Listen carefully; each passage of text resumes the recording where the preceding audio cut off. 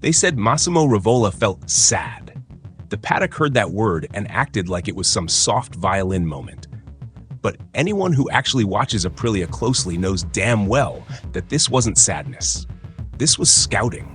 This was a wolf staring at a wounded deer across the valley and whispering, "If Ducati keeps breaking him, he becomes ours." Pecco Bagnaia walked through Ducati's 2025 season like a king who lost the keys to his own kingdom. The GP25 didn't respect him. The garage didn't believe him. The engineers didn't decode him. And the moment Marc Marquez turned that same machine into a weapon of mass destruction, the narrative twisted Pecco's neck like a steel cable. The two-time world champion wasn't just beaten, he was mocked by his own shadow. Every race felt like a funeral march disguised as a warm-up lap. Every debrief felt like a public execution in broad daylight. Every quote from Gigi sounded less like support and more like a judge summarizing a doomed man's last appeal. We must rebuild trust. Factories never say that unless the bridge is already ash. And Rivola was watching. Aprilia was watching. The whole Noale Wolfpack leaned against the paddock fence and smelled the blood dripping from Bologna's broken throne room. Sad, Rivola said. But beneath that, opportunity. The same opportunity we talked about months ago, the seed we planted when Ducati started throwing subtle jabs at their own general. The seed that said, if Ducati humiliates him enough, Aprilia will open their doors. That seed sprouted the second Rivola publicly sympathized with Pecco's collapse. Rivola didn't speak like a rival. He spoke like a man preparing a welcome mat. Human relationships make the difference. The rider is an animal. If he sees belief around him, he believes too. Ducati forgot this. Aprilia never did. When a CEO frames a rival champion as a victim, that's not pity. That's recruitment. And while Pecco's season burned in the flames of GP25 chaos, Aprilia was quietly whispering, if Ducati no longer believes in you, we might. The question now hangs over the grid like storm clouds over Misano. Was Rivola comforting Pecco or courting him? Comment your take before we dive into the war. Ducati was once Pecco's empire. A dynasty built on precision, loyalty, and a riding style so elegant it looked like the bike bent itself around him. But 2025 threw that entire mythology into a blender. Pecco didn't lose his speed. He lost the room. A rider can recover from bad pace. He cannot recover from lost belief. And Ducati's belief drained away with every weekend. Marc Marquez turned the GP25 into a monster Pecco couldn't tame. Early season, they assumed Pecco would adapt. Mid-season, they doubted. Late season, they acted like he was the problem. As if the same man who brought 2 titles to Bologna suddenly forgot how to brake, lean, and launch. And while Ducati spiraled into their civil war, guess who stood quietly with their ears open? Aprilia. The Wolfpack. The factory that understands human fragility better than anyone, because they spent a decade being ignored, mocked, and underestimated. Rivola's sympathy wasn't a random interview moment. It was a chess move. He highlighted the one thing Ducati mismanaged: human connection. You need eyes that believe in you, he said. Translation? You didn't have those in Ducati this year, did you, Pecco? The man didn't have to say more. He didn't need to. He already planted the doubt. And once doubt enters a rider's mind, everything becomes possible. Even switching factories after a lifetime of red. Meanwhile, Aprilia's 2025 season was a story of 2 tribes. The Bezzecchi rise. The Martin implosion. Bezzecchi tasted victory.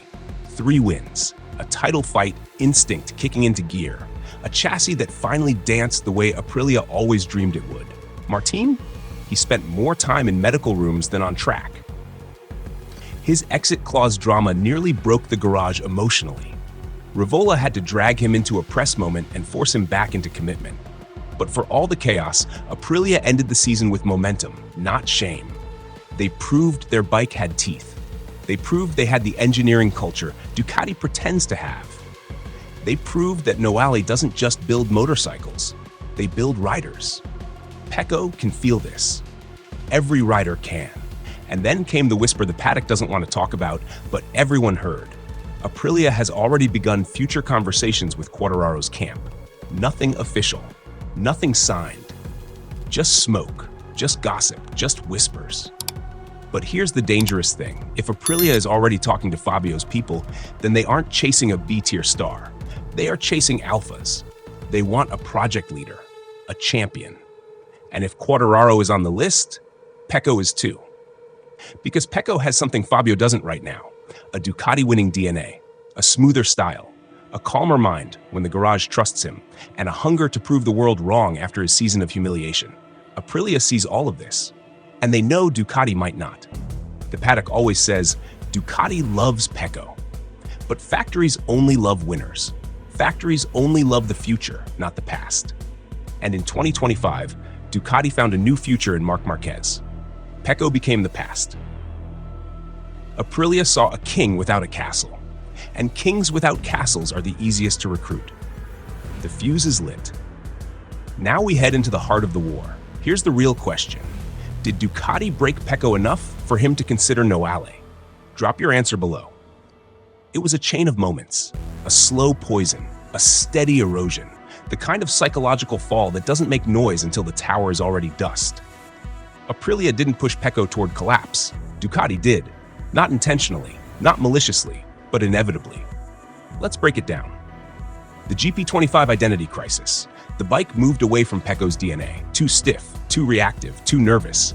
It demanded aggression, not finesse. Marc thrives in chaos. Pecco thrives in balance. The GP25 was built for chaos. The garage lost its emotional glue when a rider feels misunderstood. He starts riding with hesitation. Hesitation is death in MotoGP. Every millisecond loss becomes a question. Every question becomes a doubt. Every doubt becomes a mistake. Ducati stopped speaking Pecco's language. Rivola pointed it out perfectly. It's about human connections. The rider must see belief in the eyes around him. Pecco didn't. He saw numbers. He saw expectation. He saw frustration. But he didn't see belief. Aprilia? They live on belief. They built their entire 2025 campaign on it. When Martin failed, they supported him. When Bezzecchi rose, they celebrated him. When Raul Fernandez needed a reset, they protected him. They treat riders like human beings, not hardware attached to engines. Pecco would flourish in that environment. The seed we predicted months ago when we first said, if Ducati keeps mocking Pecco, Aprilia will open the door. People laughed, called it dramatic, called it speculation. But here we are. Rivola's first public sympathy statement was the door hinge creaking open. And behind that door, a throne Ducati no longer guarantees. The Quartararo subplot. Aprilia talking to Quartararo's circle is no coincidence. They want a superstar. They want a giant. They want someone to lead the 2027 era. But Quartararo isn't the only option. He might not even be the preferred one. Because Pecco has chemistry with Italian culture. He has style that fits Aprilia's soul. He has a smoother riding technique that matches their corner-focused philosophy. If Aprilia can't get Fabio, Pecco becomes the next logical call. The collapse becomes an opportunity. Pecco's misery in 2025 was sad only for Ducati. For Aprilia, it was reconnaissance. And Rivola's final quote seals it. He is a world champion multiple times. What are we even talking about? That's not pity. That's admiration. Admiration is the first step toward recruitment. So here's the final question of this section. Was Rivola describing Pecco's collapse or preparing his resurrection in Noale? Comment your instinct. Let's strip all the smoke away. Here is the cold truth. Ducati's treatment of Pecco in 2025 has opened the door for Aprilia, and Aprilia has already stepped 1 foot inside. Rivola's comment wasn't random. It wasn't emotional. It wasn't accidental. It was strategic. Pecco is the perfect rider for Aprilia's 2027 reset. Italian roots, calm temperament, title-proven DNA, hungry after humiliation, ready to rebuild himself somewhere that believes in him. And Aprilia needs a leader. Bezzecchi is electric. More importantly, Pecco's buddy. But he is raw and unpredictable. Martin is fast, but mentally shaken and politically unstable. Raul and Ogura are long-term projects. They need a general, a cold-blooded, championship-winning general. Pecco fits that role better than anyone available in the next 2 years. And Ducati? Their future is with Marc.